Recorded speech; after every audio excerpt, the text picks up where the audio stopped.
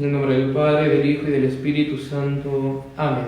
Antes de seguir con el catecismo, como estamos haciendo, simplemente queríamos, digamos, unas muy breves palabras, o más bien leerles o releerles lo que dice el martirologio romano para el día de hoy, para aquellas vírgenes y mártires, las cuales estamos haciendo memoria. La misa hoy es de San Hilarión Abad, un gran santo que se lo equipara a San Antonio Abad en Egipto y a San Pacomio.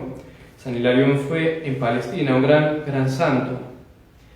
Y el día de hoy se hace memoria de Santa Úrsula y sus compañeras, porque ellas fueron asesinadas por los hunos. Veamos el muy breve relato que nos da el martirologio, digamos apenas unas breves palabras. Leemos el martirologio el día de hoy. Dice: en Colonia, el triunfo de Santa Úrsula y sus compañeras, las cuales, en defensa de la religión cristiana y de la virginidad, eso quiere decir que muy probablemente los que las mataron querían inducirlas o seducirlas, ellas por supuesto no se dejaron, dice expresamente en defensa de la virginidad. Dice, repetimos, las cuales, en defensa de la religión cristiana y de la virginidad, asesinadas por los hunos. Alguna vez habrán escuchado el nombre de Atila el Huno, estos eran de esos los hunos, acabaron sus vidas con el martirio. Los cuerpos de muchísimas de ellas fueron sepultados en Colonia. Eso es lo breve que nos dice el martirologio. Sabrá Dios que les habrán hecho los hunos. Supongo que no habrá sido nada halagüeño, habrán sido unos bárbaros, como solían ser, en especial al no haberse ellas dejado ultrajar o ceder en defensa de la virginidad, dice. Y algo muy interesante, el día siguiente, de mañana, lo que dice el martirologio, porque fue Santa Úrsula de todas sus compañeras, que eran monjas, pero una tuvo miedo y se escondió, se ocultó, y después, arrepentida de ello, al día siguiente ya se presenta también, y también la matan los hunos. Veamos lo que nos dice, se llama Córdula, veamos lo que nos dice, esto es el día siguiente, pero se hace memoria también de ella. Dice el martirologio: en Colonia, Santa Córdula, una de las compañeras de Santa Úrsula, la cual, atemorizada por los oficios y muerte de las otras, se ocultó, pero arrepentida de ello, el día siguiente se presentó de grado a los hunos, y la última de todas recibió la corona del martirio. Simplemente queríamos nombrarlas para que las tengamos presentes, porque evidentemente que no hay que olvidar tantos grandes santos, grandes mártires que han dado la vida por nuestra santa religión, que ha muerto. Es justo y digno que lo recordemos. Entonces simplemente eso es lo que queríamos, y ahora sí vamos a seguir con el catecismo.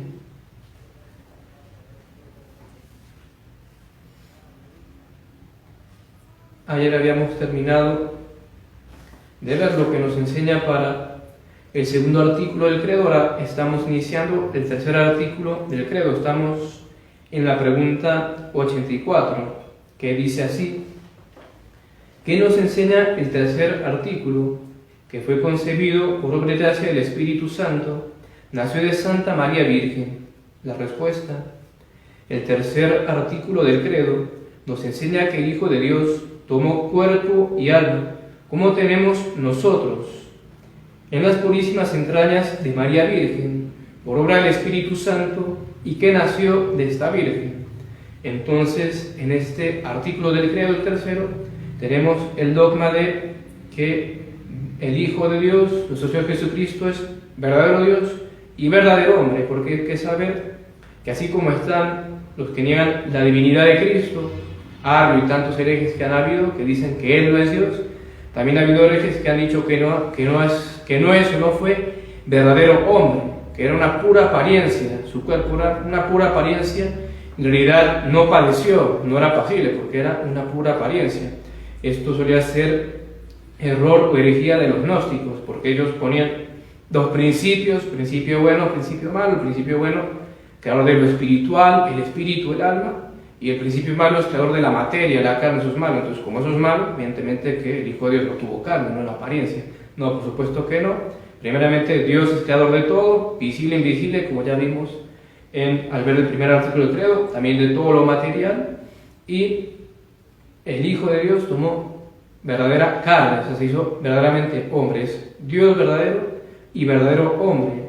y nació de María Virgen, de la Santísima Virgen María, la cual fue virgen, por supuesto, antes, durante y después del parto. Hay que tener eso bien presente y ser defensores de la virginidad de María Santísima. Evidentemente que Dios nuestro Señor, Jesucristo, no nació como el resto de los hombres.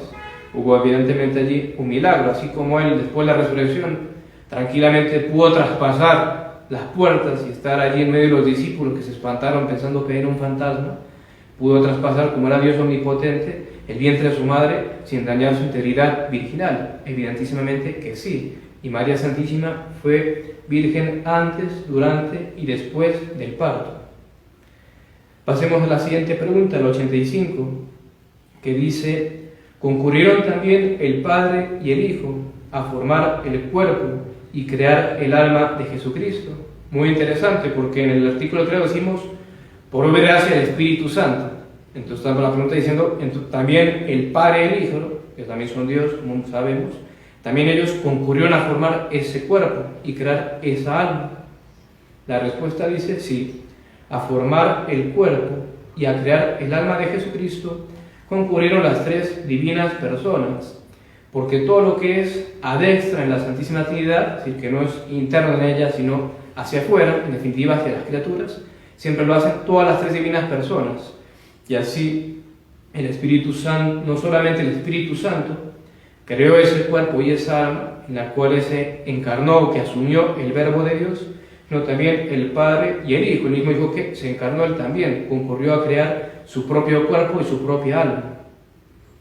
La siguiente pregunta, 86, dice: ¿por qué se dice solo fue concebido por gracia del Espíritu Santo? Entonces, si concurren también el Padre y el Hijo, ¿por qué en el que lo decimos por gracia del Espíritu Santo y no por gracia de las tres divinas personas? ¿Por qué eso? Nos dice la respuesta: se dice solo fue concebido por obra y gracia del Espíritu Santo, porque la encarnación del Hijo de Dios fue obra de bondad y amor, y las obras de bondad y amor se atribuyen al Espíritu Santo. Es decir, es un puro modo de hablar o conveniencia. Las obras de bondad o amor se suelen atribuir al Espíritu Santo, como las de omnipotencia al Padre y las de sabiduría al Hijo.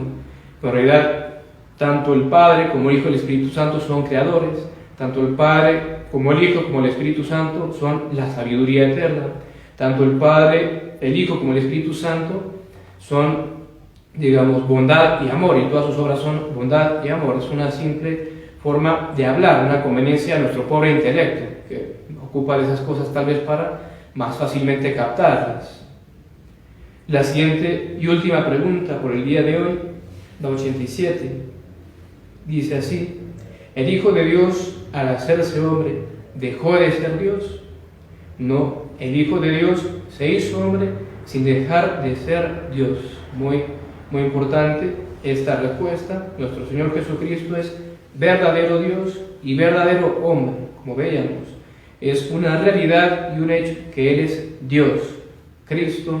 Jesucristo es Dios verdadero.